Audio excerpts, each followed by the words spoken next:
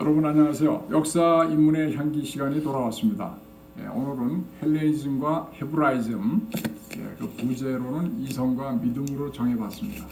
오늘도 우리 패널들과 함께 또 여러분들과 함께하는 시간을 갖겠습니다. 신동춘입니다. 네, 강석재입니다. 이재희입니다. 자, 헬레니즘과 헤브라이즘. 사실 왜 이런 제목을 하고 또 이걸 고찰을 하게 됐느냐 하면은 지금 서양의 지배라고 하면 너무 좀 그렇고요. 서양의 문명이 세계 곳곳에서 이제 힘을 발휘하고 있는 그 시대에 서양의 문명, 서양의 정신의 뿌리는 어디에 있느냐, 이거를 아는 것이 서양을 이해하는 데 굉장히 중요할 것 같아요. 그래서 결국은 서양 문명과 정신의 원료, 그 저수지 같은 곳이 어디냐, 또는 또 수레의 두 바퀴라고 해도 좋죠. 그 두 바퀴를 돌리는 힘이 어디서 나오냐. 결국 이게 이제 지리적으로는 그리스 아테네와 유대의 예루살렘에서 두 군데에서 발생한 것이 서양 문명을 이룩했고, 그것이 오늘날 아주 합리주의와 또 하나는 신앙의 힘으로 세계를 움직이고 있다고 생각이 됩니다. 자, 오른쪽의 그림은 그리스의 음악이죠. 그리스고 이쪽은 히랍, 유대의 대비되는 그런 그림입니다. 그래서 이제 오늘 헬레니즘이 뭐냐, 헬레니즘의 내용은 뭐고, 헬레니즘은 문화, 여러 가지가 있어요. 그리스 로마의 이제 신화도 있고, 또 그리스의 철학도 있고, 민주주의도 있고, 그런 것들이 헬레니즘의 주요를 이룬다고 보고요. 또 헤브라이즘은 주로 이제 유대교부터 시작이 됐죠. 그 구약 시대를 거쳐서 신약 시대는 이제 예수 그리스도가 탄생을 하고 새로운 복음을 전하면서 새로운 시대가 또 열렸습니다. 이 두 가지를 또 같이 헤브라이즘으로 봐야 되는데, 그래서 상당히 헤브라이즘이 좀 복잡하다고 볼 수가 있어. 강 작가님, 지금 기독교에서는 유대교하고 그렇게 친하지 않잖아요. 그러니까 지금의 그 기독교 사상, 가르침, 신앙이 결국은 그 원 뿌리는 유대교에서 나온 거고 히브리즘에서 나온 거죠. 네, 그래서 그 히브리즘 할 것 같으면 이제 그 히브리라는 그 어원이 그게 창세기에 나와요. 그래서 애굽에서 그 야곱이가 70명의 가족들을 데리고 애굽으로 그 양식을 구하러 오지 않습니까? 그때의 그 에집트에서는 그 가나안에서 건너온 이들을 갖다가 히브리인들이라 그랬어요. 그래서 이제 그 히브리라는 뜻은 강을 건너왔다라는 거고, 근데 유목민들을 갖다가 그냥 그 큰 범위로 이렇게 지칭을 할 때에 히브리인들이다. 그래서 야만인으로 봤었죠. 그러다가 이제 이들이 400년 후에 이제 가나안 땅으로 이제 모세에 의해서 건너간 다음에 거기 나라가 세워지지 않습니까? 그러다가 이제 그 알렉산더에 의해 갖고 에집트와 그 다음에 그 중동 지역이 완전히 그 지배를 받았을 때, 그때에 이제 본격적으로 대외적으로 히브리즘이라는 말이 나오기 시작합니다. 왜냐하면 알렉산더 그 항에 거기가 이제 국제도시가 되고 많은 그 유태인들이 거기 와서 40만 명이 거주하면서 무역에 종사를 해요. 그러면서 이제 그때 그 지역을 다스리고 있는 왕이 유대인들이 보는 그 경전인 구약 성경을 갖다가 헬라어로 번역을 하도록 해요. 그래갖고 그때 비로소 이제 모세오경, 토라라든지 이런 것들이 이제 글로벌하게 세계인들한테 이것이 밝혀지면서 전해지면서, 그때서 비로소 이것이 이제 그 히브리즘으로 이제 이렇게 그런 그 역사적인 배경을 갖고 있는 거죠. 히브라이즘 안 해도 되겠는데 벌써 다 설명하셨는데, 제가 말씀드리려고 하는 거는 이제 그 예수 그리스도 시대에 그 빌라도 총독이 예수 그리스도를 아주 이렇게 처분을 해야 되는데 골치가 아프잖아요. 근데 그거를 유대인한테 맡겼어요. 유대인이 결정을 해서 예수를 그리스도의 이제 십자가에 못 박혀 죽게 했는데, 그게 결국은 이제 카톨릭이나 기독교 입장에서 보면은 예수 그리스도를 유태인이 죽인 거예요. 그러니까 유태인하고 친하게 될 수 없는 기본적인 게 깔려 있어요 이미. 그래서 굉장히 불행한 일들이 많이 있는 것이죠. 그리고 이제 헬레니즘이 뭐냐? 그럼 먼저 헬레니즘을 보겠습니다. 19세기 독일 역사가 드로이젠이 이제 알렉산더가 페르시아 정복을 했어요. 그때 다리우스 1세라고 거기에 정복을 하고, 그 알렉산더 대왕이 참 인도까지 들어갔어요. 인도까지 들어갔는데 거기 풍토병하고 너무 더워가지고 거기서 이제 다시 퇴각을 했죠. 그다음에 이제 그 이집트를 로마가 이제 속주로 만들었잖아요. 그때 클레오파트라 시대에.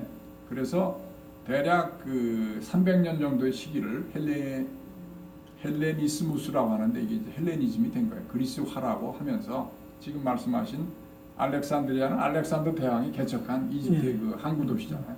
그리고 인도 그 서부까지 영향권이 있었던데, 그러니까 그리스하고 동방하고 같이 합쳐서 새로운 세계적인 문화가 됐다 하는 것이죠. 그 당시 그 알렉산드리아 항이 헬레니즘과 히브리즘을 글로벌화하는데 거기가 교두보 전진 기지가 됐던 거 있었어요. 맞습니다. 알렉산더 대왕의 그 스승이 아리스토텔레스. 네, 아리스토텔레스. 그렇죠. 그래서 알렉산드리아라는 데가 거기 어마어마하게 뭐 도서들이 많고 또 동서 교육이 되면서 국제적인 도시가 된 거예요. 아주 정보 도시였다고 하더라고요. 그 당시에. 그러니까 그리스가 이제 그 당시에 전부 그리스뿐만 아니라 중동과 이쪽 저 페르시아, 인도 서부까지 광대한 제국을 일으키면서 그것이 어떤 지금 세계적인 문화의 기초가 되고, 이걸 헬레니즘이라고 합니다. 그 알렉산더 제국을 제가 썼어요. 그리스부터 시작해서 여기죠, 이집트 여기 그렇죠. 뭐 그러니까 광대한 지역이 다 알렉산드리아 있습니다. 그 항이 그 지형적으로 볼 때 지중해권이라서 유럽권으로도 나갈 수 있고, 그렇죠. 아프리카 전역으로도 나갈 수가 있고, 중동 지역으로 3개 대륙으로 나갈 수 있는 여기가 아주 전진 기지였네요. 그러니까 이 지역을 때문에서 교육과 그다음에 종교와 모든 것들이 그렇게 세계 밖으로 나갈 수 있는 것이 됐기 때문에 여기서 히브리즘, 헬라니즘이라는 것이 글로벌하게 된 게 지리적인 그런 배경을 갖고 있네요. 그리스, 중동, 동방 이걸 다 결합을 했으니까 상당히 그 당시로서는 세계적으로 불릴만 하죠. 그렇죠? 그죠. 페르시아 전쟁의 승리가 결국 그리스인의 문화 창조에 영향을 미쳤어요. 그래서 그 그리스인들의 관심은 자연이 신화 자연에서 탈피해서 인간 자체에 집중을 하기 시작했습니다. 인간 자체로. 그래서 이제 또 이민족 통치 수단으로서도 그리스 문화, 오리엔트 문화, 그 페르시아 이쪽 문화를 결합을 해야 될 거 아닙니까? 왜냐하면 로마도 로마 제국의 위대함이라는 것이 이민족들을 포용하고 시민들을 만들어줬어요. 노예도 해방시켜주고 일본은. 그래서 그 다양성을 인정하고 포용하는 것, 이것이 이제 제국의 위대함이다. 이제 이렇게 하는데 이때부터 이제 이게 된 거라고 봅니다. 그 이제 사실은 헬레니즘이 아까 뭐 300년까지 그 이집트 정복까지 됐다고 하는데, 실제로는 길게 보면은 알렉산더 제국을 거쳐서 로마 제국이 이르러서 1453년에 비잔틴 제국이 멸망했잖아요. 그때까지 연결이 된다고 봅니다. 그래서 이것이 이제 결국은 서양 문명의 양대축의 하나. 우리가 이제 비잔틴 제국이 동로마 제국인데 굉장히 역사 속에서 많이 잊혀졌어요. 전부 서로마 제국 위주로 모든 것이 됐는데, 이때 비잔틴 제국 굉장히 그 중요한 것이 뭐냐면 아랍 세계와의 연결, 동방하고의 연결이 비잔틴 제국이 담당을 했어요. 굉장히 중요한 지역입니다. 여기서 다른 얘기를 해드리면요, 이 서로마 제국이 1000년을 갔잖아요. 근데 전 세계적으로 1000년을 간 나라가 2나라가 있답니다. 나머지 한 나라는 어디일까요? 신라 천년? 네, 맞습니다. 신라 천년이 네. 맞겠지. 그게 뭐 우리나라는 굉장히 왕조가 오래 갔어요. 아니 서로마는 한 400여 년밖에 안 갔죠. 서로마는 450, 470 몇 년이 동로마. 됐지만 동로마가 동로마까지 천년. 했으니까 네네. 천년 제국이죠. 예. 네. 그러니까 우리 신라도 뭐 대단한 거죠. 네. 당나라하고 타협을 했죠, 결국은. 그래서 이제 중요한 거는 이때 이제 그 국제적인 문화, 세계적인 문화가 되는데, 이걸 이제 코스모폴리탄이라고 하는데 그 세계인이라고 해요. 그래서 이제 그때 그 디오게네스 이제가 있었는데 알렉산더 대왕이 앞에 있으니까 내가 너를 위해서 뭐 해줄 게 없느냐? 당신은 대왕이요 좀 비켜주세요. 당신은 햇빛을 지금 가리고 있습니다. 이 사람이 이제 그 사상이나 마음이 세계인이라는 거죠. 디오게네스가 막 그런 겁니다. 그래서 오늘날 소위 이제 글로벌라이제이션과 가장 유사한 시대가 이미 열렸다. 그러니까 역사는 어떻게 보면 반복이 될 수가 있어요. 이미 이때 시작이 된 거예요, 정신이. 그래서 그러면 이제 헬레니즘이라고 하는 것은 어떤 것이 강조가 됐겠느냐? 그때 이제 그 종교보다는 신화죠, 신화, 개인적인 문제, 자유의 문제, 또 저승보다는 현세, 그다음에 이성에는 지성 감성이죠. 그다음에 과학 이런 것들이 그리스 로마에 이미 굉장히 발달을 했는데 물론 뭐 종교가 없느냐 다 혼재가 돼 있어요. 제가 말씀드리지만 사실 헬레니즘하고 헤브라이즘은 명백히 갈라놓는 것 자체가 모순이에요. 왜냐하면 인간에게는 기본적으로 이성과 믿음, 이성과 신앙이라는 게 혼재되어 있는 것이거든요. 어느 것에 조금 더 방점을 찍느냐에 따라서 헬레니즘이냐 헤브라이즘 이렇게 지금 알렉산더 대왕 이후에 이 헬레니즘이 결국은 히브리즘을 갖다 세계화 시키는데 하나의 그것이 수단이 되었고 통로가 되었죠. 예, 그래서 그런 그 상대적인 자, 이제는 헬레니즘이 나타난 여러 가지 그 형태를 통해서 우리가 헬레니즘을 간접적으로 한번 보도록 하겠습니다. 그리스 로마 신화 재밌죠. 근데 이게 그리스 로마 신화가 원래 이집트에서 왔다는 거예요. 이집트도 그렇죠.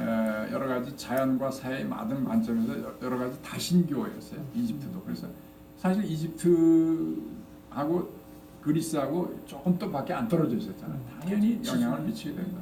이제 이집트는 고대 문명이잖아요. 벌써 2,500년 전에 피라미드가 있고 뭐 이랬잖아요. 그러니까 당연히 그리스에 영향을 미치고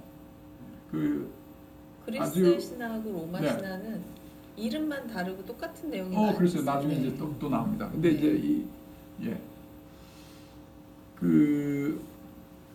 그래서 이제 헤로도토스 같은 사람은 이집트 사제들이 최초로 제단 뭐 이런 것들을 만들었고 또 신들에게 여러 가지 명칭을 붙이는 전통을 시작해서 이런 것들이 그리스인들이 그 이집트인들한테 이런 걸 배웠다는 얘기예요.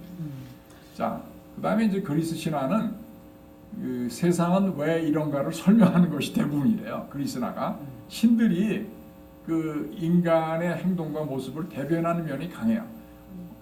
신들이 뭐 훌륭하고 반드시 추앙받는 게 아니라 제우스는 뭐 굉장히 뭐 깽판도 막 부리고 바람도 피고 이런 스타일이에요. 그 헤라는 뭐 그 바람 피는 남편의 질투도 하고 뭐 이러면서 또 아름다운 인간 신도 있고 세계하고 똑같아. 인간 세계하고 아주 비슷하게 만들어서 이게 그래서 문학의 소재가 그리스 로마부터 시작이 되는 거예요. 그래서 인간의 행동과 모습을 대변하는 측면이 강하다. 아주 굉장히 재밌게 그린 거예요. 그러니까 인간의 눈으로서 보이는데 완전한 인격의 신으로 말할 것 같으면 쓸 내용이 없잖아요. 스토리텔링이 안 되는 거 아닙니까? 그죠? 인간하고 비슷한 신이 돼야 스토리텔링이 되는 것이죠, 당연히. 그래서 지금 이제 자연과 세상의 이치를 상징하는 존재이기 때문에 인간 입장에서는 가혹하고 변덕스러우면서 뭐 이런 존재로 이제 되는 것이고 중요한 것은 이것이 다신교이면서 범신교다. 모든 것에 바다의 신, 전쟁의 신, 미의 신, 뭐 많잖아요. 술의 신 있어, 술의 신. 술의 신 있죠. 바카스. 전쟁의 신. 디오니소스 뭐 하죠. 전쟁의 신 아레스. 그런 뭐 다. 그 이제 이게 왜 이집트에서 나온 건가를 제가 이제 하는 겁니다. 이집트에 가보면은 세계가 아주 재밌어요. 나일강이 중요하기 때문에 나일강의 동쪽에서 해가 떠서 서쪽으로 해가 진다.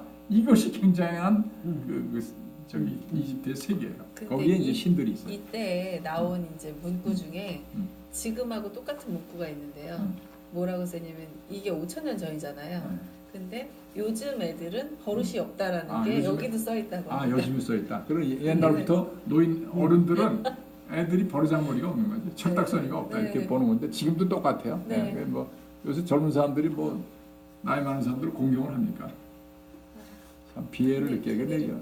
자, 올림푸스 12신 있잖아요. 이게 이제 제가 이제 제우스는 여기 주피터죠. 헤라는 주노, 포세이돈, 넵튠 여기 다 있잖아. 결혼과 가정의 여신 헤라, 바다의 신은 포세이돈. 옛날에 영화에 포세이돈 어드벤처라고 그랬죠. 예. 요즘에 영화 또 나오던데. 또 나와요. 네. 그 좋은 것들은 좋은 소재는 자꾸 나와요. 네, 그렇죠. 아테네, 아프로디테, 아레스요 전쟁신이죠. 아폴론 태양의 신. 예, 아폴론이 좋은 아폴로고, 아르테미스 달과 사냥의 여신, 헤파이스토스 불의 여신, 불의 신, 네. 헤르메스 전령 상업 도둑의 신까지 나와요. 그러니까 이렇게 로마는 사실 별게 아니고 그리스를 그대로 뭐 본받았다고 보고 이 이렇게. 12신의 이름이 네. 그 제우스가 살던 그 네. 신 어디죠? 그 아고라 아니 어디? 제우스가 사는 곳. 아 사는 거. 예, 예. 그 거기 이제 12신이 살잖아요. 올림푸스. 아 올림푸스. 네, 올림푸스 산이지. 예, 올림푸스에 그 사는 12신이 어떻게 만들어진지 아세요? 예, 모릅니다. 아, 제우스의 아버지가 예. 이제 아버지를 죽이는데 힘을 썼던 사람들을 이제 제우스가 12신으로 한 거예요. 맞아. 신 중에 신이죠. 제우스가. 네. 우리 이 작가님이 아주 굉장히 뭐 이 신의 독서량이 많으셔. 그리스 신의 최초가 음. 제우스의 아버지 그리고 그 아버지부터 시작이 돼요. 아 그렇게 네. 됐구나. 그 이상은 안 하고 거의 네네네, 할아버지 거기. 제우스의 할아버지부터 네네, 시작이 된다. 거기서. 예, 우리나라에는 그 옛날에 이윤기 씨가 쓴 그리스 로마 영웅열전 이게 굉장히 인기 절찬리에 옛날에 일쳤어요. 이윤기 한때 굉장히. 그 이제 우주 천체 이름들은 그리스 신화의 신이나 인물들 이름이 붙이는 것이 관례로 됐어요. 전부 뭐 화성, 목성 다 그 신들의 이름을 붙입니다. 그 다음에 이제 기독교가 융성했던 중세도 많은 문학 및 예술 작품에서 그리스 로마 신화의 소재를 갖다 썼어요. 뭐 네. 서양의 웬만한 철학책이니 문학책을 보면 그리스 로마 얘기 안 나오는 게 없어요. 그러니까 예. 서양 문학은 그 그리스 신화와 네. 성경이 밑바탕이 되었고 네. 그걸 모르면은 서양 그 문학을 이해를 못한다 그러잖아요. 그리고 또 하나 말씀을 드리면 그리스 신화하고 로마 신화하고는 이름만 틀린 같은 신들이 되게 많거든요. 근데 그리스인들이 나중에 로마로 이제 노예로 갔는데 그리스인들이 똑똑하기 때문에 이 노예가 스승, 그러니까 선생으로 쓴 거예요. 그래서 그 로마에서는 그 그리스인들한테 공부를 했고 그거를 듣고 네. 배우면서 로마의 것으로 갖기 위해서 이름을 바꾼 거예요. 좋습니다. 그런데 그리스 신화의 올림푸스 종교를 신앙으로 믿는 사람은 극소수예요. 지금 그리스 정교가 이미 자리 잡혔잖아요. 그 네. 가톨릭의 한 형태인. 그러니까 이거는 그냥 신화죠, 그냥. 예, 네, 신화고 그냥 문학으로서 남는데 굉장히 낭만적이잖아요. 어쨌든 재밌어요. 이게 뭐 엄격한 신이라고 하면 뭐 이게 문학 소재가 되겠어요. 그리스 민주주의를 또 빼놓을 수가 없습니다. 어쨌든 그리스 민주주의는 또 합리주의의 또 네. 적인가 지금 데모크라시아고 하는데 데모크라티아라는 말이 이미 네. 기원전 460년경부터 시작이 됐다고 해요. 그래서 이제 클레이 테네스가 주권 재민 세상이 벌써 여기 있는 거예요. 모든 주권이 민중에게 있다면 네. 또 그 권리도 민중이 행사해야 된다. 지금 모든 주권은 국민에게 있다. 뭐 그거하고 똑같은 거예요. 예.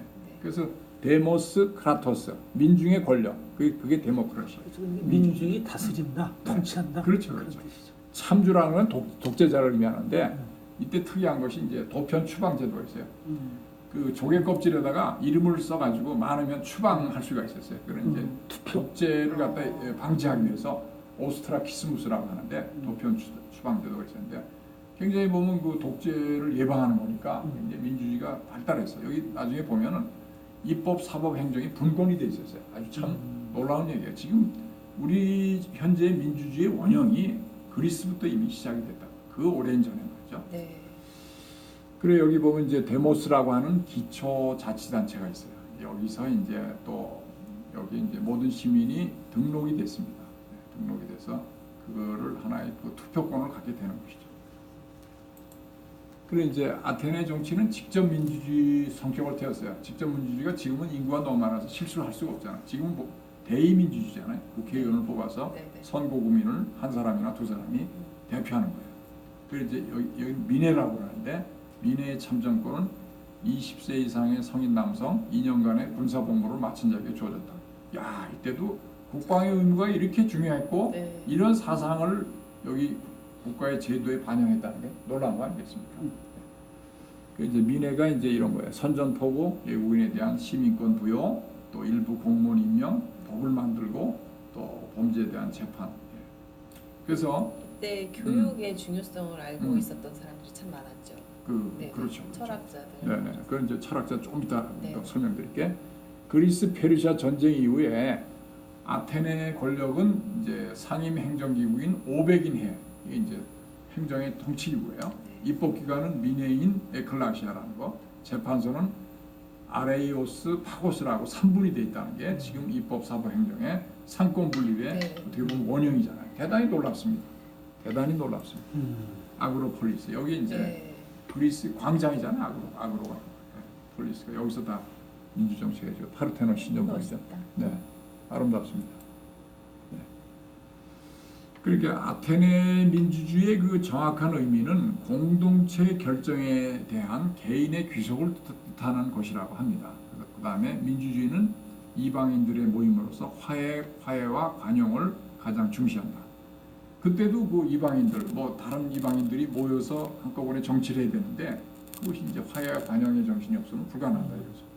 그 이제 여기 키토라는 사람들은 아테네 민주주의의 성공 요인으로서는 기득권을 가진 귀족층이 갈등을 피하기 위해서 민주정에 자발적으로 참여한 것을 꼽는다.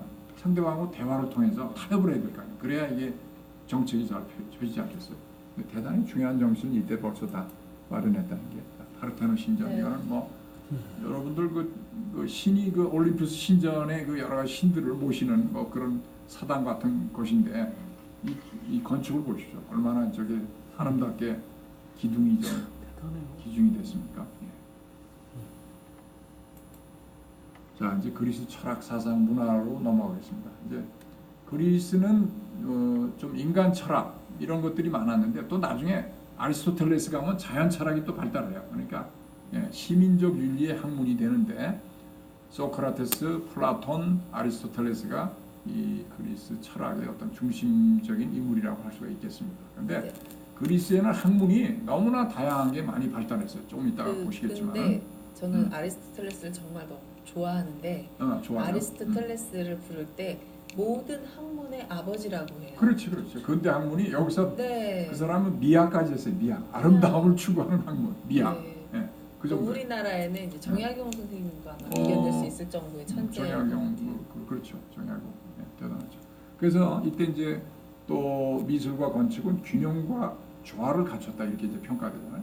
그 아까 파르테논 신전 보셨지만 안정된 비례 장중한 네. 오전 그리스 시대 정신을 집대성했다. 비례적이고 대칭이고 황금 분할 그런 비율이 있는 거예요. 어떻게 분할을 해야 가장 아름답게 보이는가 이런 것들. 여기 네, 황금 비율. 소크라테스 이 사람이 나중에 독배를 마시고 죽었죠. 네. 민중들이 뭐 민주주의를 해치고 젊은이들을 선동한다. 신을 믿지 않는다. 예.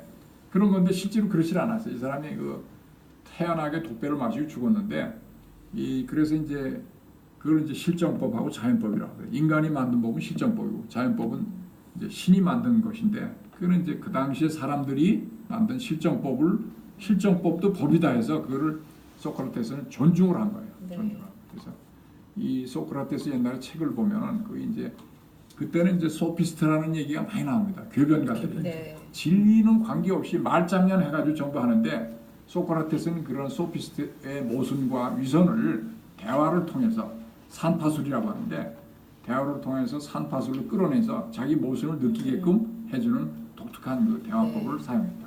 예. 아주 뭐 그래서 소크라테스 대표적인 말이 뭐죠? 너 자신을 알라. 네. 너 자신을 알았는데 이게 실제로는 내가 조금 더 책을 읽어보니까 너 자신이 무지하다는 것을 알아라는 뜻이랍니다. 네. 실제로 네가 그러니까 사람들이 그 알면 알수록 모르는 게 더 많아요. 그죠? 알면 이게 원이 크면은 모르는 접점이 더 크잖아요.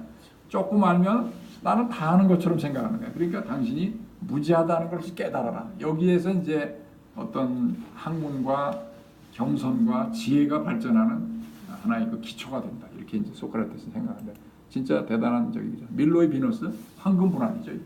네. 팔만 있었으면 더 완벽하지만 얼마나 아름답습니까 이제. 팔이 없어서 더 신비로워. 더 신비롭죠. 밀로의 비너. 밀로에서 그 발견됐어요 이게. 플라톤은 이제 소크라테스 제자입니다. 아주 굉장히 오랫동안 갔어요. 그 그리스도교가 탄생하고 굉장히 오랫동안 AD 529년 이게 얼마야? 한 700년 동안 갔어요. 아카데미아가. 그리스 교회 서쪽 교회에 있다고 하는데 이 학문의 중심이에요. 근데 이제 플라톤이 가장 위대한 사상이 이데아라고 하는 건데 이데아가 이제 헬레니즘과 헤브라이즘에 계속해서 등장하는 개념입니다. 우리가 이제 여기 삼각형 예를 들잖아요. 삼각형을 인간이 완벽하게 그릴 수 없다 이거죠. 삐뚤삐뚤하고 그렇잖아요. 아무리 뭐 자른대고 그려도. 근데 우리 관념에는 삼각형이 완벽한 삼각형이 우리 관념이 있잖아요. 있죠 분명히. 직삼각형. 이 당시 그 네. 아카데미에서 기하학을 이렇게 가르쳤대요. 아 그렇죠. 기하학을 모르는 자는 아카데미에 들어오지 말라 이렇게 돼 있어요. 기하학이 어떤 이데아의 사상이에요. 어떻게 보면. 그 다음에 선. 사람이 선하다고 하는데 완전한 선이라는 게 실제는 발견하기 어렵잖아. 그러나 우리 관념에는 완전한 선이 있는 거예요. 또 미도 그렇고 용기도 그렇고. 그게 이제 이게 이데아론인데 이게 나중에 이제 신학 사상까지 굉장히 영향을 미치고. 그다음에 이제 교육은 환경의 영향을 받는 정신의 발달이 이렇게 보고 플라톤이 철인 정치론을 전기를 했어요.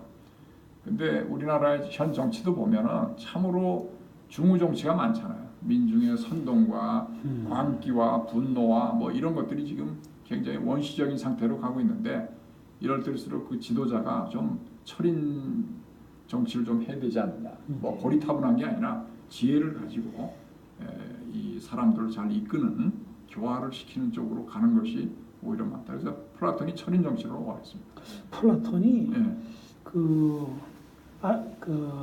소크라테스가 지어준 이름이라고 내가 어디서 들은 것 같아. 이상이라고. 이 플라톤이 이상이다. 네 생김새도 정말 아주 그냥 배우 못지않게 어마어마하게 잘생겼고 모든 면이 아주 이 표준적이다. 작가님 플라토닉 러브라고 들어봤죠? 네. 플라토닉 러브 아주 고전적 사랑이야. 이상적 아름다운 이상적 사랑. 아리스토텔레스의 제자가 플라톤이죠. 플라톤의 제자 더 미치죠 아리스토텔레스. 플라톤 밑이 여기? 아리스토텔레스. BC 400이 있으니까 여기는 상당히 시대가 그 밑이 좀 차이가 있어요. 아리스토텔레스의 제자가 플라톤이 아니에요. 아니. 이건 제가 다시 한번 찾아보겠습니다. 아니 여기 내가 그래서 연대를 좀 그 표시해 이유죠? 왔어. 네. 그래서 영국의 철학자 화이트헤드는 서양의 2000년 철학은 모두 플라톤의 각주에 불과하다 이렇게 얘기했어요. 플라톤이 사상의 어떤 저수지 같은 거죠. 물론 이제 아리스토텔레스는 더 발달을 시킨 사람이고, 자 이제 플라톤이 428-347이죠. 봅시다. 이제 소크라테스 죽음, 독배를 들고 여기서 이제 죽는 거야. 제자들이 말렸더니 호련히 이제 먹고 죽어요. 아테네 학대, 라파엘로가 그러잖아요. 너무 멋있잖아요. 자유 사상, 자유 교양을 여기서 한 거예요. 네. 아름답습니다, 진짜로. 훨씬 더 밑에 있죠. 그러니까 아리스토텔레스. 자. 아리스토텔레스도 서양 학문의 아버지라고 사실 보이는데 도덕과 미학, 논리, 과학, 정치, 형이상을 모든 학문의 아버지. 모든 학문의 아버지. 네. 서양 철학의 포괄적인 체제를 창조했다. 또 경험론적 현실주의자, 자유교약을 강조했다. 그것뿐만이 아니라 그 서양의 그 기독교 신학도 사실 여기에 그 토대 위에 세워진 학문이에요. 예, 그래서 이제 예술학도 많이 했죠. 예술은 이제 카타르시스라는 거 있잖아요. 우리가 예술을 왜 보느냐? 문학이나 오페라나 이런 걸 통해서 인간 정신이 아주 맑아지잖아요. 정화되잖아요. 그 카타르시스예요. 예술의 효과는 그런 것이다라고 이제 아리스토텔레스가 정의했습니다. 그다음에 이제 지금 신플라톤주의에도 이제 이 아리스토텔레스가 영향을 줬는데 결국은 그 스토아 철학, 나중에 스콜라 철학에 다 이데아론에서 탄생한 거거든요. 제가 잘못 알았어요. 플라톤의 제자가 아리스토텔레스. 그 제자인지는 내가 직접 모르겠는데 거의 그렇게 되죠. 예, 맞아요. 그러니까 네. 연대를 보면 그렇게. 제가 너무 아리스토텔레스를 좋아한 나머지. 아리스토텔레스가 플라톤 꼭대기에 있는 것으로 착각을 했다. 네네네. 너무 좋아하면 그럴 수도 있어요. 그래도 뭐 청출어람이라고 있잖아요. 아들이 더 훌륭한 거 있잖아. 그러니까 뭐 아리스토텔레스가 그 밑이라고 하더라도 문제가 없는 거지. 자, 아리스토텔레스 중요한 건 이때부터 이상하게 그때부터는 행복론이 많이 나왔어요. 금욕을 하고 행복을 추구하는 것이 인간의 궁극적 목적이라고 많이 봤어요. 스토아 철학 그 이후의 모든 철학들이 행복론이에요. 굉장히. 그다음에 로마 시대 세네카, 마르쿠스 아우렐리우스 이런 사람들이 전부 행복을 추구했어요. 그럼 뭐 지금 보면 일과 너 왜 사냐? 나는 행복하기 위해 산다. 이게 굉장히 좋은 답 아니겠어요? 이때 이미 다 된 거예요. 자, 그래서 이제 이때 그 제가 여러 가지 소개를 한 거예요. 이제 호메로스의 일리아드 오세 이것도 대소사시잖아요. 너무 이때 뭐 재밌어요. 트로이 목마부터 나오면서 네네네. 너무 많잖아요. 거대한 얘기예요. 그다음에 이디푸스 컴플렉스, 이디푸스 얘기, 오디푸스 네네. 왕 얘기. 그다음에 헤로도투스하고 투기디스 역사의 아버지예요. 서양의 그때의 역사를 펠로폰네소스 전쟁 이런 거를 다 썼어요, 이 사람들. 또 그다음 히포크라테스는 뭐냐? 의사들이 선서할 때 히포크라테스 선서라고. 네. 이때 다 나온 거예요. 피타고라스 정리 뭐야? C 제곱은 A 제곱 플러스 B 제곱. 직삼각형의 원리지. 전 수학이 예. 아니 약해도 그 정도는 아시죠. 기하학의 유클리드가 기하학의 원조야. 아르키메데스 알죠? 목욕탕에서 이 아. 비중의 원리를 해가지고 유레카. 빨개 벗던 채로 뛰어나왔어. 네. 그걸 유레카라고 해요. 내가 발견했다. 음. I have found it. 유레카라고. 이 부력의 원리를 해서 아르키메데스. 그러니까 굉장히 위대한 발견들이 이미 그리스 시대에 나온 거예요. 자, 원자론. 지금 원자론이 다 밝혀지잖아요. 모든 물질이 원자, 중성자, 뭐 양자로 해서 이렇게 이루어졌잖아요. 이때 원자론은 이미 한 게 데모크리토스라잖아요. 이 대단한 사람.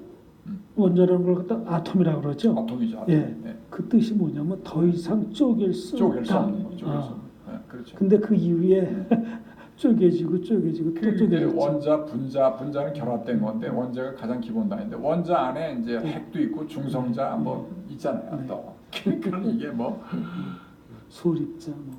예.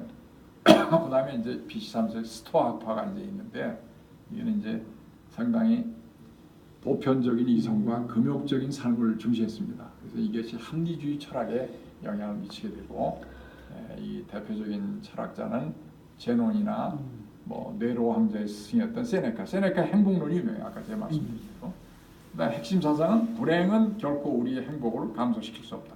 행복 철학이에요. 행복 철학, 스토아 철학. 근데 이게 다 그리스도교에 또 영향을 줍니다. 이게. 스토아 철학의 인간관과 윤리관은 이성주의와 금욕주의로 대표가 됩니다. 행복은 능력의 발휘보다는 인간의 욕구를 억제함으로써 가능한 것이다. 예. 스토아 학파가 주장하는 윤리적 삶이라고 하는 것은 신이 정한 우주와 세계의 질서에 인간이 순응하고 복종하는 것을. 자, 여기서 제가 말씀을 드리겠습니다. 헬레니즘이 뭐 신을 도외시했느냐? 전혀 그게 아니고 이미 인간의 이성이라는 것도 우주와 세계의 질서 또 신이 정한 그런 데에 따라가는 것이 오히려 인간의 모습이다라는 것을 이미 다 결합이 다 돼 있는 거예요. 신이 없다? 그리스 철학에 신이 없다? 전혀 그렇지 않습니다. 신의 질서 속에서 인간이 순응한다. 그래서 세계 시민주의 사상, 자연법 사상은 뭐냐? 자연법 사상은 하나님이 법을 만들었으면 그렇게 만들었을 것이다라고 하는 것이 자연법 사상입니다. 굉장히 중요하죠. 예. 그다음에 이제 에피쿠로스 학파 이것도 이제 행복 철학입니다. 일종의 정신적 쾌락으로 그것을 얻는 것이 인생의 목적이라고 합니다. 다 같이 인간의 정욕으로부터의 해방을 뜻하는 비슷한 입장인데 이거는 뭐 디테일한 거니까 넘어가도록 하겠습니다. 그 전에 뭐 키니코스 학파는 스토아파의 영향을 줬고 또 키레네 학파에는 에피쿠로스의 영향을 줬다. 그렇게 하시면 돼요. 어쨌든 정리를 하자면 인간의 이성이 그리스 철학의 중심인데 이성도 신이 정한 질서와 계시의 그 영향을 받는다라는 걸 분명히 밝혔습니다. 그다음에 이 알렉산드리아로 뻗어나간 그리스 철학이 동방의 이제 헤브라이 종교와 접촉해서 이제 구제의 철학, 계시의 철학으로 이제 나타나요. 그래서 고대 그리스 철학이라고 하는 것은 로마의 콘스탄티노스 황제가 313년에 그리스도를 공인하잖아요. 이때 이후에도 상당히 500 몇 년까지 아카데미아가 유지가 됐어요. 그 이후에 이제 폐지가 된 겁니다. 난 아카데미아가 뭐 그리스 시대에 반짝하고 없어진다더니 굉장히 오래 갔어요. 굉장히 거의 700년 동안 갔으니까 대단한 겁니다. 자, 헬레니즘 문화를 정리했습니다. 동서 문화의 융합이다. 세계 시민주의와 개인주의, 그리스 문화와 오리엔트 문화를 결합시켰어요. 철학으로는 지금 소개한 에피쿠로스 학파, 스토아 학파. 그렇죠. 그러니까 그 알렉산더 항이 네. 거기가 서양 문화와 네. 동방 문화가 문화 결합되는 결합되는 세계 만나는 도시예요. 예. 알렉산드리아. 그렇죠. 그 아까 지금 얘기한 요클리드 기하, 아르키메데스의 수학 물리학 이런 것들이 네. 철학, 자연과학, 미술은 이때 그 밀로의 비노스 나오죠. 다 나와요. 네. 역사의 아버지라는 그 헤로도토스가 헤로도토스. 그 고대 문명의 역사를 갖다 연구하기 위해서 자료 수집을 하기 위해서 네. 알렉산드리아 항에 있는 큰 도서관에 와서 그렇죠. 그래서 네. 자료 수집을 하고 연구하고 책을 썼다는 거예요. 그러니까 알렉산드리아가 그만큼 중요한 것이야. 예. 도서관이 예. 때부터 발명된다. 자, 이게 재밌는 거는 지금 간다라 미술이 인도에 있어요. 그런 이제 불교 미술인데 이게 헬레니즘의 영향을 받아서 부처의 그 머리가 곱슬거리는 걸로 이때 만든 얼굴 상이 비너스 상고 얼굴하고 아주 비스무리해요, 그게. 그러니까 절대적으로 그리스 문화에 영향을 받은 거예요. 거죠. 곱슬거리 동양은 곱슬거리지 않잖아요, 보통. 그 이게 이제 중국 우리나라에까지 영향을 미쳤다. 자, 히브라이즘으로 갑니다. 자, 헬레니즘과 함께 유럽 사상의 2대 원리 중에 하나입니다. 사실 이제 초기에는 BC 13세기에 이스라엘 민족의 신과의 계약, 이게 모세죠, 사실상. 네. 모세가 하나님으로부터 그 언약궤를 받고 또 십계명도 받고 하는 것이죠. 예. 그 이제 헬레니즘이 휴머니즘과 본질적으로 연결되는 것에 비해서 헤브라이즘은 신으로부터 인간에 대한 계시를 근간으로 한다. 그래서 이제 헬레니즘이 좀 밑으로 보면 아래로부터 위라고 보면은 헤브라이즘 위로부터 아래죠. 신으로부터 인간으로. 그러니까 기독교 특징 중에 하나가 뭐냐면 계시 종교라 그래요. 계시 종교. 그래서 하나님으로부터 네, 맞습니다. 지시를 받는, 네. 법을 받는, 계명을 받는 그런 종교다. 그게 대표적인 게 이제 십계명이죠. 네, 십계명. 네. 리빌레이션. 네. 그래서 헤브라이즘에서 계시라고 하는 것은 역사 중에서 신의 영이 말과 일체를 이루어서 작용하는 리얼리티를 말하는 것으로 이집트로부터 구제가 이집트로부터 탈출했잖아요. 시나이 산에서 법의 계시, 십계명을 받았잖아요. 이르러서 이게 이제 헤브라이즘의 본래의 출발점으로 네. 이제 기록이 된다는 얘기입니다. 네, 모세의 십계명. 이거는 이제 찰턴 헤스턴 영화에 나오는 네, 겁니다. 영화에 이게 그리스어로 여기 써져 있어요. 그리스어로. 네, 헤브라이어는 아닌 것 같아요. 보니까. 자, 헤브라이즘은 서양 세상에 이제 헤브라이즘은 그리스도교가 이루어지면서 서양 세상의 근간이 됐습니다. 근데 중요한 거는 유일 인격신이에요. 유일 인격신. 아까 그리스 로마 신화가 다신교라고 했잖아요. 네. 현저한 차이가 유일 인격신입니다. 그러니까 이제 유일신론인데 거기에 또 하나가 더 붙어요. 한 글자가 참 유일신이라 그래요. 기독교에서 신론은 오직 하나밖에 없다는 거죠. 오직 하나밖에 없다. 자, 근데 이제 우리가 보통 생각이 되잖아요. 자, 그리스 로마 신화에 보면 신들이 까불고 장난하고 뭐 질투도 하고 전쟁도 하고 해요. 그럼 인간의 관점에서 그런 거 말고 좀 더 절대적이고 창조주고 모든 것에 뭐 이를테면 만왕의 왕 이런 존재가 없느냐, 자연스럽게 생기는 게 또 유일신 사상이라고 볼 수 있어요. 이것은 그리스도교도 똑같고요. 이 아랍의 이슬람교도 똑같습니다. 이슬람교도 유일신 종교예요. 네, 그게. 근데 유일신 종교가 굉장히 인간의 원리에는 맞죠. 가장 절대자가 하나인데 그게 이제 배타성이 있는 거예요. 배타성. 하나 이외에는 다른 걸 인정을 못하는 거예요. 그러니까 코란도 코란 아니면 칼이다 이런 식으로 굉장히 양자택일을 강요하고 기독교도 좀 상당히 그렇잖아요. 네, 맞아요. 그래서 더욱이 그런 유일신 종교가 맞닥뜨리는 중동에서 그리스도교하고 회교가 마주 하고 그 성지가 같으니까 이게 전쟁이 끊일 수가 없는 거예요. 이게 서로 용납을 못하는 거예요. 어쨌든 이렇게 지금 되어갔습니다. 그래서 헤브라이즘의 그 키워드를 여기다 제가 정리를 해봤어요. 신앙, 내세, 아까 현세라고 했죠. 헬레니즘 공동체를 중시하잖아요. 도덕, 의지, 윤리, 섭리, 신의 섭리잖아요. 구원, 프로비던스. 구원, 셀베이션, 사랑 중요하죠. 신비, 기도, 은혜, 자비, 축복, 영원. 야, 오늘 여기 계신 분은 이것만 해도 은혜를 많이 받지 않겠습니까? 저는 그렇게 생각해요. 예. 아, 좋은 말씀. 오약해 은혜가 내고 있습니다. 자, 그래서 이게 재밌어요. 인간이 이제 운명이나 필연으로 움직이는 게 아니고 가만히 있어서 그냥 신의 뜻대로 하는 게 아니고 신은 창조를 했지만 인간은 자유의지를 가지고 인간의 책임과 신의 의도에 의해서 명확한 목표를 가지고 전개된다고 생각합니다. 이게 인류 역사다 그런 얘기야. 인간의 책임이 중요한 거예요. 이게. 그 이제 헤브라이즘은 그래서 자유로운 창의성 또는 또 정의로운 평등성이 동시에 녹아져 있다. 그래서 인간의 유토피아적인 희망의 원천이다. 이렇게 이제 보는 것이고, 다만 제가 아까 코멘트했듯이 이 유대민족의 선민의식, 배타성은 타민족과 불화해서 박해를 받는 원인이 된다. 그래서 예수 그리스도는 이게 그게 아니고 만인이 평등하다. 구원의 적이고 복음을 전파했잖아요. 완전히 다른 복음을 전파했어요. 그래서 예수 그리스도 스스로가 희생을 함으로써 십자가 못 박으면서 인간의 잘못을 대신 받고 구원의 이제 철학을 구원의 말씀을 이제 하게 된 거죠. 그 이제 구약과 신약이 이제 대비를 했습니다. 구약은 하나님의 공의적인 측면을 더 강조하나 신약은 이제 뭐 구약에 보면 되게 그 율법 학자들이 많이 나오잖아요. 이 사람들이 다 자주주의인데 신약은 그냥 민중들이 복음을 통해서 회개만 하면 용서를 받는다. 하나님의 사랑의 측면을 더 강조했다. 또 구약은 메시아를 예언했는데 신약은 메시아가 예수 그리스도다. 이렇게 명백하게 한 것이죠. 또 구약은 하나님이 율법을 주신 사실을 기록하고 있지만은 그 신약은 그 율법을 어떻게 성취했느냐를 보여주고 있다. 그다음에 구약은 유대인 위주죠. 결국 유대인의 역사를 다룬 것이 이제 구약이고, 신약은 하나님의 그 교회와 그 복음의 말씀을 선포하는 것이죠. 예.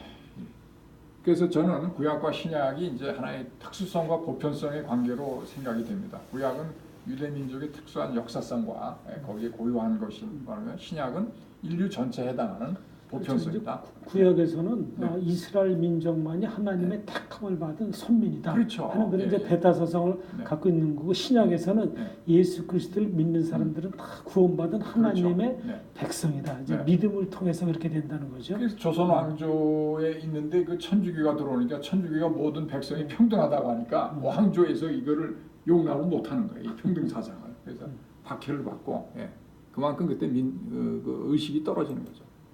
그리스도교 산상순이 나옵니다. 사회적 의무, 자선, 기도, 이웃사랑. 마태복음 5장 1절부터 12절이 있는데, 우선 우리 이재희 작가께서 한번 이 산상순 유명한 서먼 온 마운트라고 하죠. 서먼 온 마운트 산에서 이 갈릴리 호수 끝에 있는 곳이라고 하더라고요. 한번 낭랑한 목소리로 해주시면 감사하겠습니다. 예수께서 물을 보시고 산에 올라가 앉으시자 제자들이 곁으로 다가왔다. 예수께서는 비로소 입을 열어 이렇게 가르치셨다. 마음이 가난한 사람은 행복하다. 하늘나라가 그들의 것이다. 슬퍼하는 사람은 행복하다. 그들은 위로를 받을 것이다. 온유한 사람은 행복하다. 그들은 땅을 차지할 것이다. 옳은 일에 줄이고 목마른 사람은 행복하다. 그들은 만족할 것이다. 자비를 베푸는 사람은 행복하다. 그들은 자비를 입을 것이다. 마음이 깨끗한 사람은 행복하다. 그들은 하나님을 뵙게 될 것이다. 평화를 위하여 일하는 사람은 행복하다. 그들은 하나님의 아들이 될 것이다. 옳은 일을 하다가 박해를 받는 사람은 행복하다. 하늘나라가 그들의 것이다. 나 때문에 모욕을 당하고 박해를 받으며 터무니없는 말로 갖은 비난을 다 받게 되면 너희는 행복하다. 기뻐하고 즐거워하여라. 너희가 받을 큰 상이 하늘에 마련되어 있다. 옛 예언자들도 너희에 앞서 같은 박해를 받았다. 예, 좋죠. 이게 왜냐하면 그 가난한 사람, 약한 사람, 박해받는 사람, 아주 그런 거를 대변을 예수 그리스도가 한 거 아니겠습니까? 그러니까 얼마나 그런 거를 또 사람들이 구원을 받고 천국이 그들의 것이다라고 선포를 했으니까 얼마나 이 진짜 굿뉴스죠. 인류에 대한 굿뉴스입니다. 그래서 이것이 가장 그리스도의 아주 어떤 그 정신의 핵심이다. 이렇게 그리스도교 윤리의 지침이 되고 있다. 이제 보는 것이고, 또 무엇이든지 남에게 대접하고 하는 자는 너희도 남을 대접하라. 이게 황금률에 볼 수 있는 듯이 예수의 윤리는 긍정적이고 적극적이다. 근데 제가 이거를 다른 데서 옮긴 말인데 이게 공자의 논어의 말씀에도 똑같은 얘기가 있습니다. 군자가 다른 사람한테 대접받으려면 똑같이 너희도 하라는 얘기가 있어요. 공자. 보편적인 진리죠. 그러니까 이게 사랑의 정신이에요. 그야말로. 그러니까 이기적이 아니고 이타적인 그 정신을 성현들이 다 똑같이 강조를 했다고 보는 겁니다. 그래서 이제 특히 이제 그 그리스도교는 이 사랑의 정신이 가장 중요한 것 같아요. 이웃을 사랑할 때 마음만이 아니라 반드시 행동으로 실천할 것을 강조를 했습니다. 뭐 오른손을 하면 뭐 왼손도 내놓고 뭐 이런 것들 아주 네. 그 이제 예수 그리스도가 이게 극적인 것이죠. 이제 인류의 희생양이 된 거죠. 희생양이. 이제 희생양이라는 게 어떻게 보면 모든 거를 대신해서 자기가 짊어지는 거죠. 이 고대에서도 왜 비가 안 오면 처녀를 바친다, 또 속죄양으로 바친다는 그런 사상이 있었잖아요. 이건 이제 살아있는 사람을 속죄양으로 바친 굉장히 드라마틱한 인류 역사에서 아주 가장 드라마틱한 그렇죠. 것이 아닙니까? 그래서 그 예수 그리스도는 이제 하나님이 인간의 몸을 입고 이 땅에 오신 그러니까 성육신이라고 하죠. 인카네이션. 이 신이 인간의 모습을 띠고 이 땅에 오셔서 인류의 모든 죄를 대신 대속하신 죄값을 대신 치르신 거. 그게 이제 십자가의 사랑이죠. 십자가의 구원이고. 그러니까 이제 인류가 뭐 하나님 절대자가 있는데 절대자를 한번 본 적도 없고 만진 적도 없고 잘 느끼기가 어렵잖아요. 그러니까 이게 예수 그리스도가 하나님이 예수 그리스도로 발현을 해서 인류 앞에 나타나서 하나님을 보여준 거예요. 그러니까 이게 어마어마한 사건이에요. 그래서 이 이론을 이제 삼일체론이라고 하잖아요. 그래서 참 그게 많은 사람들이 이제 이런 관념을 잘 해서 이제 이 전 세계에서 가장 큰 종교가 됐습니다. 이제 이후에 이제 교부 철학이라고 하는 것은 이제 사도행전 이후에 예수님의 제자들이 이제 복음을 전하잖아요. 예수님이 부활 승천한 이후에 그리고 이제 그 제자들이 이제 AD 70년, 80년에 이제 다 죽어요. 그래가지고 그 다음에 속사도들이라 그래갖고 그 12사도들한테 양육받았던 그 제자들이 복음을 전하죠. 그 다음 세대가 이제 교부들이에요. 교부들. 그래서 여기 이제 중간에 나오죠. 바오로로 인해서 이제 이 기독교 철학이 발생하는데 교회에서 인정받은 철학적 교양이 풍부한 기독교 신도들이 이제 이 압제를 받으면서도 교회를 육성하기 위해서 또 기독교를 적극적으로 변화하기 위해서 여러 가지 철학과 이론 체계를 정립하는데 이걸 교부 철학이라고 하죠. 그래서 그 뿌리가 이제 그리스 철학이야 다시. 그 헤브라이즘으로 왔는데 다시 헬레니즘으로 가서 그 원리를 또 연구를 그러니까 기독교의 그 신학을 철학적으로 잘 체계화시킨 사람이 사도 바울인데 사도 바울이 그 시대에 헬라 학문을 공부한 그 아주 박식한 학자였었어요. 그러니까 헬레니즘의 영향을 받았고 그 영향 하에 거기다 복음이 실려진 거죠. 스토아 철학도 나오지만 가장 극적인 건 플라톤의 이데아 세계관이 가장 적절한 연구 대상이라는 거죠. 이데아가 실제 우리가 파악하기 어렵지만 관념 세계에서 완벽한 것이 있다고 보는 것입니다. 이것이 이제 신의 관념이다 그런 얘기죠. 아우구스티누스라는 사람이 교부 철학의 대표예요. 이 사람이 참회록이 이제 가장 유명한데 이 죽음에 대한 공포로 현실에 짓눌리게 되어서 신플라톤주의를 기반으로 교부 철학을 완성했고 이 사람이 결국은 이미 벌써 헬레니즘과 헤브라이즘의 접목과 결합을 이때 벌써 일으켰다 이렇게 이제 보여집니다. 신플라톤주의죠 이제 이게. 그래서 기본적으로 이제 그 이데아계 현상계라는 이원적인 거를 이제 했죠. 인간의 이승의 세계는 현상계고 이데아는 이승의 세계지만 이상적인 세계죠. 신의 세계. 플라톤적 이원론을 해서 그래서 신앙의 차원으로 이론적으로 만든 것입니다. 이걸 뭐 제가 자세히 설명할 능력은 없는 것 같고요. 어쨌든 진리는 신에게만 있고 인간이 만든 것은 가짜다 이거죠. 인간은 끊임없이 신을 믿을 수밖에 없는 그런 존재다 이거죠. 불완전한 존재. 아우구스티누스가 이렇게 방황하고 고뇌하고 나중에 이제 위대한 이제 초기 그리스도교의 위대한 학자죠. 성자. 스콜라 철학은 이제 이후에 한참 후에 거의 이제 중세 끝 무렵 중세부터 해서 그 르네상스 시대에 하는 동안에 생긴 철학인데 이게 이제 인간이 지닌 이성 역시 신의 계시 또는 전능 아래에서 이해를 한다 하는 것이고 이 사람도 결국 아리스토텔레스를 비롯한 다양한 고대 철학자들의 사상이 이때 또 반영이 됐습니다. 그러니까 그리스 문화하고 이쪽 그리스도교하고 어떻게 뭐 그리스도 뭐 말도 비슷하네요. 그러니까 비슷하다고 볼 수밖에 없어요. 이거를 나누는 것 자체가 굉장히 이상하다고 봅니다. 저는.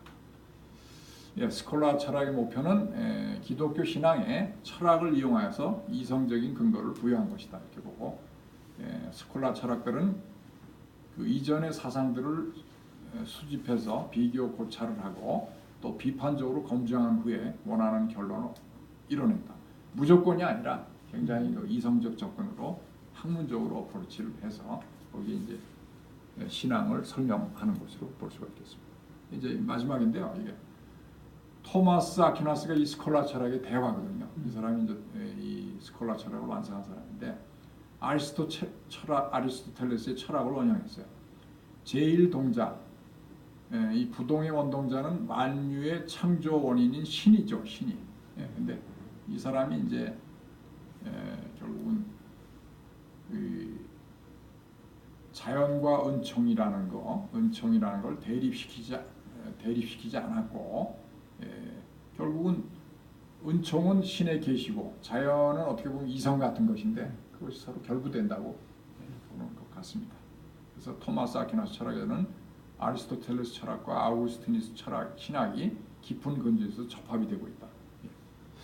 이게 뭐 일생 동안을 연구했는데 제가 이렇게 가볍게 설명할 수는 없고요. 자관 서로 깊은 연관을 가지고 했다. 토마스 아퀴나스. 이 중세 시대의 전형적인 이 신부님 모습 아니겠습니까? 저기. 네. 헬레니즘과 이제 헤브라이즘을 비교하겠습니다. 여기 다 나와 있죠. 헬레니즘은 그리스 인간 중심적 범신론, 감성과 지성, 현세적, 또 자연과학과 개인주의, 또 나중에 이제 우리 후에 영향을 준 거는 고전주의, 자연주의, 사실주의, 이게 바탕이 된 거고요. 헤브라이즘은 히브리, 유일신론, 신성성, 내세론, 또 낭만주의, 상징주의, 이런 그 문학이나 이런 것도 좀 다르죠. 뭐 그런 차이가 있지만 다 혼재되어 있다고 저는 생각을 합니다. 그 이제 헬레니즘과 헤브라이즘의 융합 문제를 보겠습니다. 결국은 그리스 철학은 그리스도교가 만나면서 신과 인간의 본질, 신과 인간의 관계에 관심을 두겠죠. 결국 결합이 되면 신은 뭐고 인간은 뭐냐, 그 관계가 뭐냐 이렇게 될 수밖에 없지 않겠습니까? 그래서 이것이 이제 그리스 철학을 수용함으로써 그리스도교가 세계적인 종교로 발전하게 됐다. 인간의 본질적인 걸 뜻하는 거니까. 그래서 천여 년에 걸친 중세에는 그리스 로마의 고전 문화와 그리스도교라는 종교 사상이 결합해서 지배적인 정신 문화, 이것이 오늘날 서양의 지배적인 문화가 됐다던 얘기입니다. 헬레니즘은 결국 이제 인본주의 사상으로 개인의 중요성과 정치적 자유의 정신을 일깨워줬는데, 헤브라이즘은 기독교 전통으로서 종교와 신에 대한 정신을 심어줬다. 이제 서양 문명은 이 과학과 기독교의 결합이다 이거죠. 그래서 진리를 추구하면서 선을 권장하고 또 인간 가치에 관심을 두고 모든 사회 기능을 양자가 결합이 되니까 근대 서구 문명의 발전이 가능하게 됐다. 이 두 가지가 결합이 됐다 이거죠. 네. 자, 헬레니즘은 그래서 유럽 과학 문명이 또 발달되면서 유럽 사회의 대적인 확장과 발전에 기여를 했고, 헤브라이즘은 영속적인 가치, 인류의 영원한 가치가 뭐냐를 제시를 해서 인간과 인간, 또 인간과 사회관계를 순화시키는 기능을 제공함으로써 유럽인들의 정신세계에 대한 보상과 보증을 줬다. 아주 멋있는 말이죠. 정신세계에 대한 보상과 보증을 줬다. 네, 결과적으로 유럽은 이러한 그 헬레니즘과 헤브라이즘을 통해서 당대 최고의 문명을 일으켰고, 그 힘을 바탕으로서 유럽 문명의 세계화를 일으키게 된 겁니다. 아까 전 시간에 우리가 대항해 시대 때, 대항해 시대도 세계화를 이룬 하나의 원인이 됐지만 이 두 가지 사상이 대항해 시대를 통해서 진출하면서 전부 각지에 전파가 된 겁니다.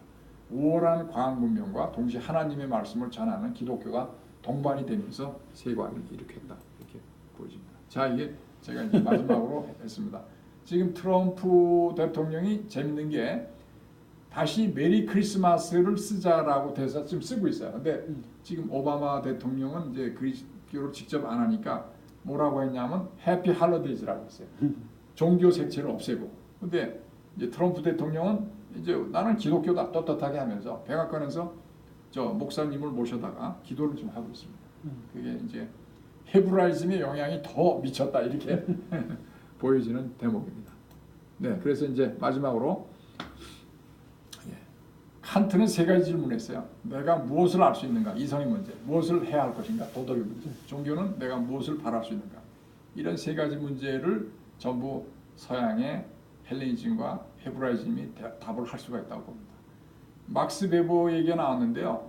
그 서양의 자본주의하고 기독교하고 어떻게 양립이 되겠느냐 이런 그 의문이 가능하잖아요. 그런데 막스 베버라는 사람은 켈빈의 그 소명설, 신이 나한테 부여한 어떤 사명, 그것은 자기가 직업을 가지고 직업을 열심히 함으로써 근면하게 함으로써 신이 주어진 나한테 사명을 다하면서 그것이 구원으로 가는 지름길이고 그것이 결국 사회 발전을 가져오고 자본 축적을 하게 된 것이죠. 이게 유명한 1930년에 쓴 프로테스탄트의 윤리와 자본주의 정신이라는 책이 잘 나왔다. 그게 이제 켈빈의 네. 일반 은총론에 다 이게 포괄적으로 다 그렇죠. 포함되는 거예요. 예, 기독교 켈빈주의 정신의 예정 조화설 뭐 일반 은총론, 예. 네. 요거는 제가 잘 모르겠습니다만 그래서 됐고요. 그리고 이제 마지막에 우리나라 반성을 좀 해보겠습니다. 죄송합니다. 지금 우리나라가 이상하게 낡은 공산주의 이념에 매몰된 집단과 또 자유진영 간의 이념 전쟁 중에 있습니다. 예, 그래서 국가 분열과 국력 소진이 심각한 수준에 있어요. 예, 제가 보기에는 다 우리 동의하지만 이성과 분별력이 마비가 돼서 광기와 마녀 사냥이 행행하고 비정상적인 사고 및 행태가 만연해서 정상을 압도하고 있죠. 그런데 자유민주주의 시장 경제가 약점이 있다고 하거나 항상 자체 수정과 정화를 거쳐서 계속해서 발전되어 왔습니다. 이것이 진화 발전하는 것이죠. 고정되어 있는 게 아니라. 또 종교적인 면에서는 어떠냐? 대한민국의 사이비 종교가 성행을 하고 종교가 정치에 오염이 되어 있습니다. 순수한 복음 정신이 아니라. 그래서 복음과 사랑의 정신에 입각한 종교 본연의 모습에 충실할 필요가 있고 결론적으로 올바른 이성과 신앙의 회복이 절실히 요구되고 있다. 헬레니즘과 헤브라이즘을 충실히 한다면 대한민국의 위기가 돌파될 수 있다고 봅니다. 그래서 인간의 완성 또 국가의 어떤 건전한 발전을 위해서는 이성과 믿음의 본질을 되찾고 타락을 방지해야 된다. 자, 우리가 이성을 저해하는 것들이 뭐 있죠? 무지, 허위, 이기심, 왜곡, 증오, 분노, 극단, 광기 이런 것들이 다 우리 어떻게 보면 이성, 헬레니즘을 방해하는 것이 또 믿음, 헬레니즘, 헤브라이즘을 방해하는 것들 권위, 독선, 교만, 교회 중심, 자의 이런 것들이죠. 이런 것들을 다 버려야 되는데 사람들이 너무나 가장 중요한 건 이기심이 가득 차서 이런 거를 못 본다. 이기심, 탐욕. 네, 이기심, 탐욕이죠. 결국. 예, 오늘 여기까지인데 뭐 강 작가님 또 소감 한 말씀. 창세기 1장 28절에 보면 문화 문명이라는 것이 나와요. 문화 문명? 문화 명령. 아, 문화 문명. 예. 그게 뭐냐면 이제 창백해 되라는 거하고 하나님께서 창조하신 그 세계를 정복하라는 것이 나와요. 거기는 이제 과학 문명이 다 들어있는 거고 인류 보편적인 파괴주의 정신이 거기 또 다 들어있는 겁니다. 근데 이제 인간이 아담과 하와의 이제 그 에덴 동산에서 원죄로 인해서 인류들이 이제 죄에 빠졌는데 예수 그리스도께서 이제 성육신하셔서 이제 믿음을 통해 온 인류들을 이제 구원하는 그런 이제 구속의 역사가 있었는데 우리가 그 지금 이 시대에 이런 그 히브리즘이 어떻게 생겼고 헬레니즘이 어떻게 생겼고 어떻게 형성돼서 어떻게 발전했다 이런 역사를 우리가 잘 배운다면은 참 이 세상이 참 살만한 아름다운 세상이 될 거라고 그렇게 믿습니다. 예, 아름다운 그 답이 다 있는데 사람들이 그걸 외면하고 딴 길로 지금 가고 있어요. 그게 문제입니다. 자, 오늘 이 작가님도 오늘 또 이 마태복음을 아주 행복하게 읽으셔서 저도 여기 다 기분이 좋습니다. 예. 뭐 연말이 됐는데 따뜻한 연말이 되시고 연말年시 새해를 복된 그 희망과 평화의 해가 되기를 소망하면서 인사드리겠습니다. 감사합니다.